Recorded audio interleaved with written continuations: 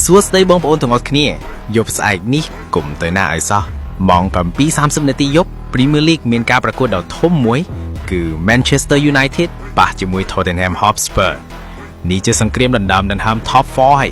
តើបិសាចក្រហមអាចស៊ីមន់ខ្នាយមាននៅផ្ទះខ្លួនឯងបានទេតោះមកមើលការវិភាគជាមួយខ្ញុំមើលទៅលើ Man U យប់នេះពួកគេត្រូវការជ័យជំនះដើម្បីផ្ដល់ទំនុកចិត្តដល់អ្នកគាំទ្រនៅ Old Trafford ជួរមុខរបស់យើងកុំមើលងាយ Spurs ឲ្យសោះពួកគេនឹងបាយបក counter attack លឿនណាស់ដែលអាចបង្កបញ្ហាដល់ខ្សែការពារយើងបានគ្រប់ពេលចំណុចដែលជក់ចិត្តជាងគេគឺការតតាំងគ្នាในតំបន់បម្រើបើ Man U គ្រប់គ្រងកណ្ដាលបានយើងមានសង្ឃឹមឈ្នះ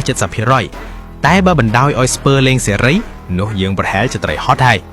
ខ្ញុំចង់ឃើញការសម្រុកតាំងពីនាទីដំបូងមិនមែនលេងការពារចាំតែវាយបកនោះទេសម្រាប់ទស្សនៈផ្ទាល់ខ្លួនរបស់ខ្ញុំក្នុងនាមជាអ្នកគាំទ្រ Man U ខ្ញុំសង្ឃឹមថាពួកយើងនឹងឈ្នះ 2-1 ឬ 2-0 វាមិនមែនជាហ្គេមងាយស្រួលទេតែលេងនៅផ្ទះខ្លួនឯងយើងត្រូវតែយក3ពិន្ទុឲ្យបាន